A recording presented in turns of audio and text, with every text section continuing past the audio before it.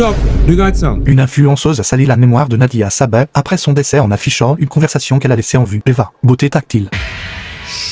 Ça va tellement bien se passer. Partage massivement cette vidéo pour montrer jusqu'où peut aller la méchanceté de certaines personnes. Hier, nous avons tous appris la triste nouvelle. Nadia Sabeh nous a quittés. Une femme douce, aimée, respectée, l'épouse d'Ariel Chéné, son pilier, celle qui l'avait aidé à se relever après ses moments les plus sombres. La douleur était profonde. Chacun cherchait une photo, un souvenir, une image de Nadia pour lui rendre hommage dignement. Mais pendant que tout le monde pleurait, une influenceuse, Eva Beauté Tactile, a choisi une autre voie. Elle a décidé de publier une conversation WhatsApp où Nadia l'avait écrite, mais qu'elle avait laissé en vue. Un message qu'elle a affiché comme un trophée, comme si même dans la mort, elle voulait montrer qu'elle se sentait au-dessus d'elle. Alors, qui est Eva Beauté Tactile? Une influenceuse et entrepreneur dans le domaine de la beauté et de la cosmétique, connue également pour sa proximité passée avec une autre créatrice de contenu, Dia semi-influenceuse. Une amitié est devenue un jour un sujet d'émission tant leur relation s'est mal terminée. Est-ce que tu n'es pas un peu hypocrite sur les réseaux?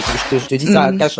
Est-ce que tu ne cherchais pas quelque chose pour te débarrasser de cette amitié? Selon ce que j'ai vu sur les réseaux sociaux, c'est grâce à Dila que tu es aussi populaire.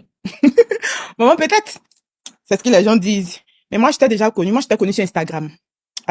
Mais aujourd'hui, ce n'est pas son parcours qui nous choque, c'est son manque d'humanité. Parce qu'après le décès de Nadia, elle a publié un message sur Snap, un post qui, au lieu de respecter sa mémoire, démontre à quel point la vie peut être factice. Car quand tu pars, ce n'est pas seulement ceux qui t'aiment qui parleront de toi. Même ceux qui ne t'ont jamais respecté trouveront encore le moyen d'exister à travers ton nom. Nadia était une femme aimée, respectueuse, discrète, un véritable rayon de lumière. Si tu ne veux pas respecter sa mémoire, respecte au moins son mari, Ariel Chéné, pour qui la douleur doit être indescriptible.